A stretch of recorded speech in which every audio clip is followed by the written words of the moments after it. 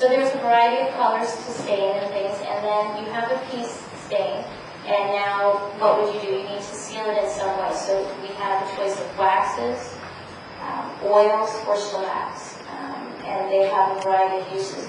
Waxes are going to be your least water resistant, heat resistant, alcohol resistant. Oils are your most resistant, and I'm talking traditional hand finish. Polyurethane by far is your hardest finish. It's a polymer. It was created in 1960.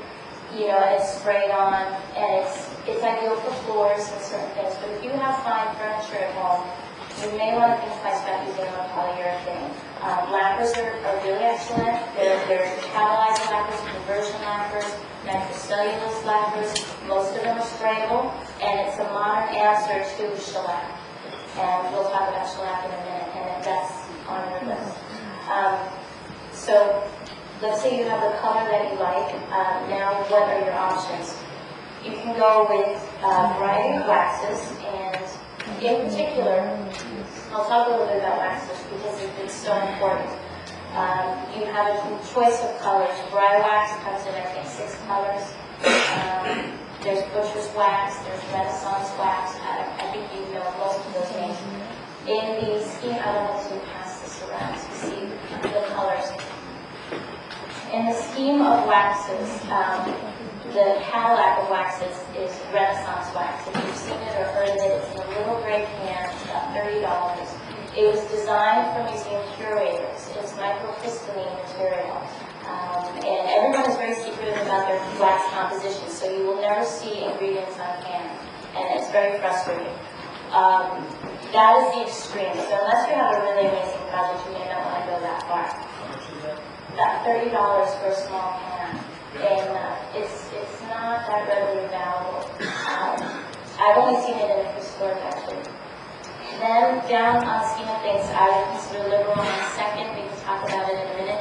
Then is dry wax, which everyone knows, and maybe you guys use. And what is the difference? And when would you use dry wax as opposed to another wax?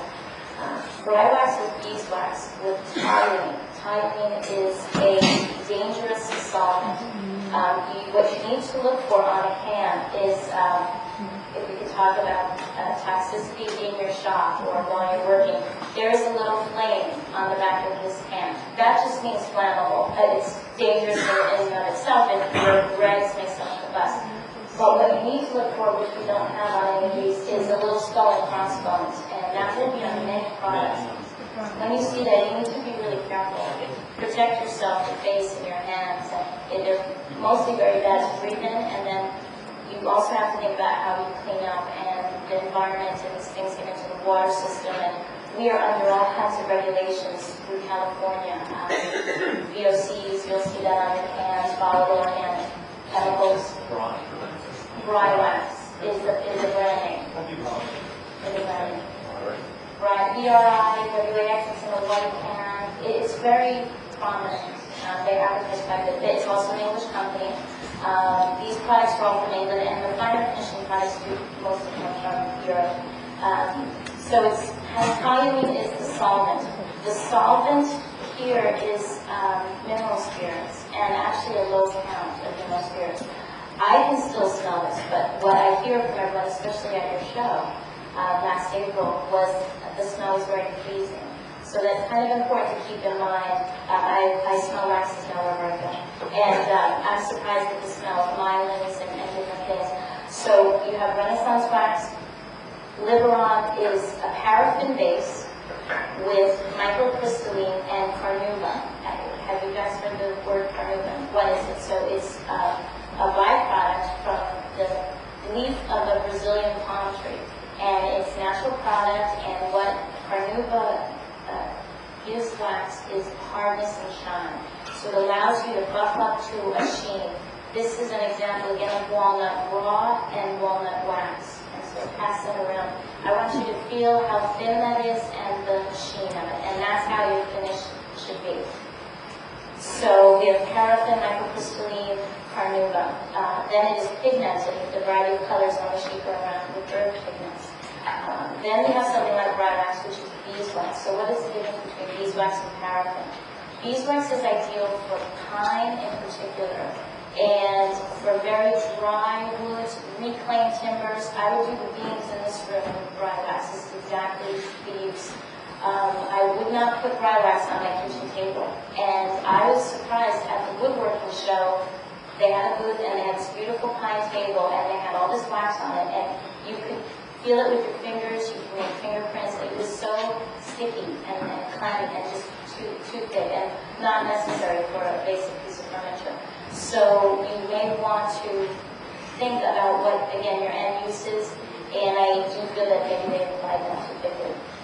Then there's butcher's wax, which everyone knows, and that has a lot of carnauba in it, and that was designed to finish bowling alleys and really some extreme traffic.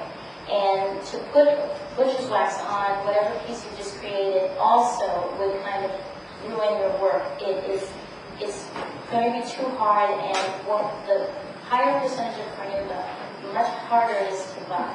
And in general, you'll put on too much because everyone does, and then it's just so hard to buff, and you'll get white spots and you get a little hazy. So you have a variety of waxes. It's confusing because no one has ingredients and you don't know what you're looking for, but if I've gone through that too fast, just stop me and ask a question. But I'd like you to see what it looks like when applied, and I welcome you to come up later and apply some and feel it. And for the people that bought this at the show and haven't used it yet, I want you to use it by next month and try it. So the trick to applying wax is steel wool. And there are many grades of steel wool. They start, the higher the number, the coarser it is. So 4 is very coarse, 3, 2, 1, then it starts in the 0 series. And it's usually called aught, so 3/0, 4/0. There is a 5/0 in this country. It is actually not as fine as this. This is Lebron 4/0, and it is absolutely unique. And next month, in Fine Woodworking Magazine, they're doing an article on steel wool, and they're saying that this is the best they've ever seen. And so what you're looking for in steel wool is something that is oil-free, something that won't crumble,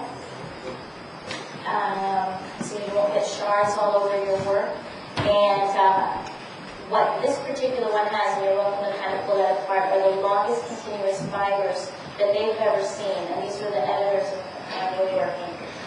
So what this means is, if this particular grade, or hull, is fine enough that it will not scratch any of your wood, even if I had a fine shellac finish, if I was working on raw wood. So in particular, the 4/0 is the best for applying wax, and the reason being, you get a very thin application. You can control it, and the steel wool allows for the grain of the wood to open and the wax really penetrates, and that's what's most important.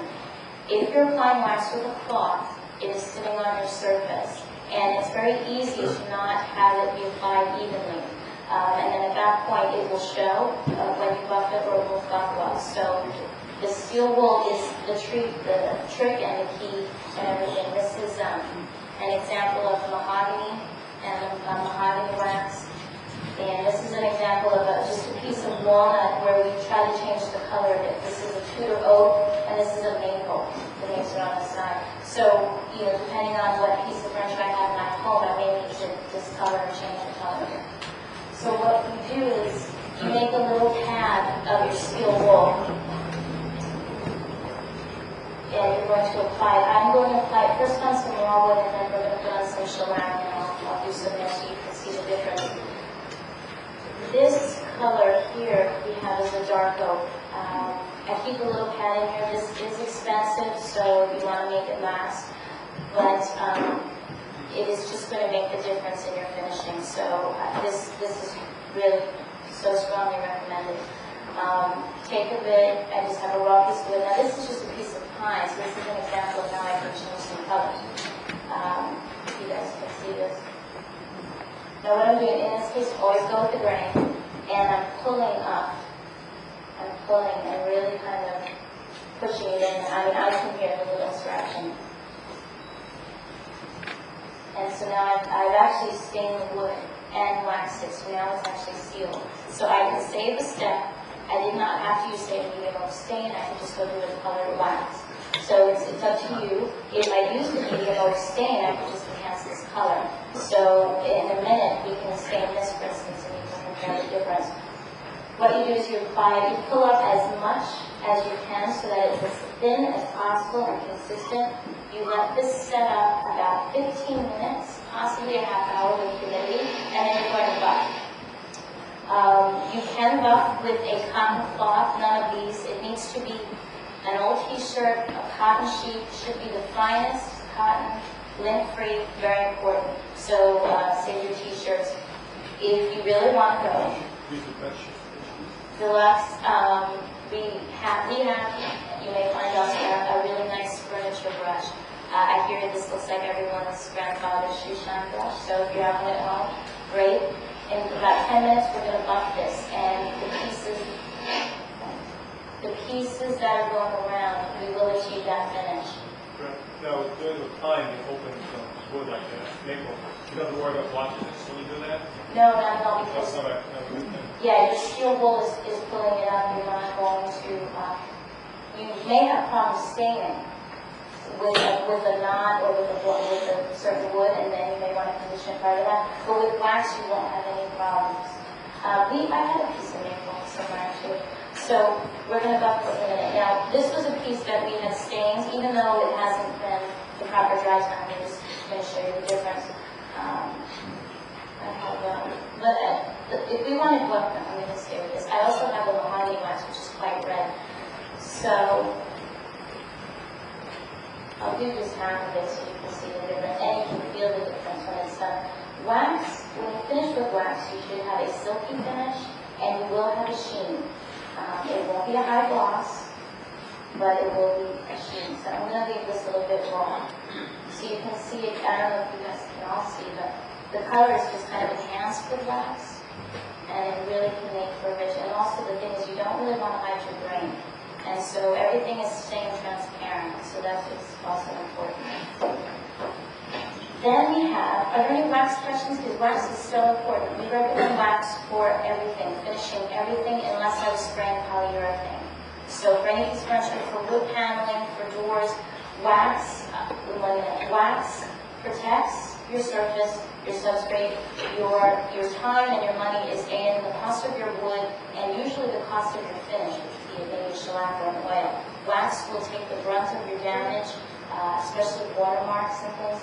It is the easiest replaceable finish and the least expensive. So if you go to the trouble of shellacking something and not applying wax, and you have a damage, a shellac repair is much harder to do and much more costly.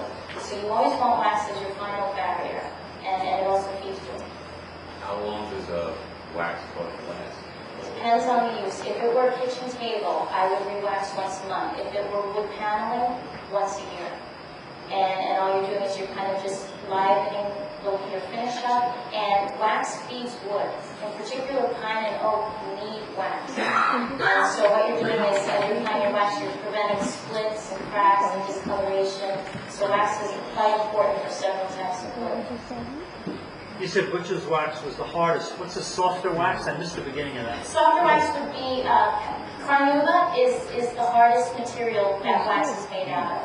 And then if we go softer from that, you have a paraffin base, which is people know in candles, and is just a refined byproduct. Microcrystalline is a natural composition, that's softer. And what of course softens all waxes is the solvent that's in it, which is the difference between, this is, for whoever turns here, this is a wood turning stick. This is, I'll pass this around, this is almost pure carnauba. The only thing, the binder that's keeping this together here is resin, and it's cracked a little bit, but if you want to, and I can even, I don't mind passing a can around if you'd like to smell it, and, just you can kind of see it if you like. So this is the hardest possible, and then what softens this here is the solvent, which in this case is mineral spirits. Is that how that wax comes in clear? Yes, it does. Did you guys want to see this thing? I don't know. That comes in clear, you put that on top of the box. This is, yes, you can. You can. The question is, can you put it on top of tongue oil? Absolutely. A stain for things like wood trim, window trim, door trim, what would you use? Oil instead of wax. Where if you're doing say this window right behind you, where you have issues of maybe rain, you're going to be opening the window every day, your oil is going to be Not running. the trim, not the window side. Molding. Oh, moldings, yeah, you can use wax. Yeah, I just did this in my sister's house, in Atlanta. The Victorian Millennium. This case wax, I just took, she had all trim along, she had just put new carpet in. When the carpet was lifted up, she had all these little white marks and scratches and stuff, and they didn't want her to finish it. It actually had a very old polyurethane on it. It was horrible, very dark stain.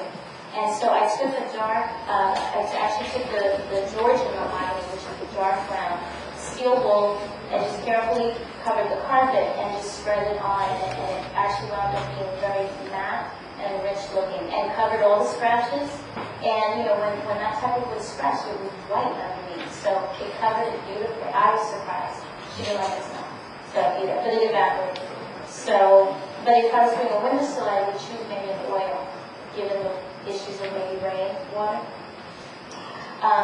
Question was about neutral and clear. On that color chart going around, in the case of LeBron, it's a little confusing. We have a neutral and a clear. Neutral is this, even though this is dirty, and this is zero pigment. There is no color in here. So if I had this piece of walnut and just like the color as is,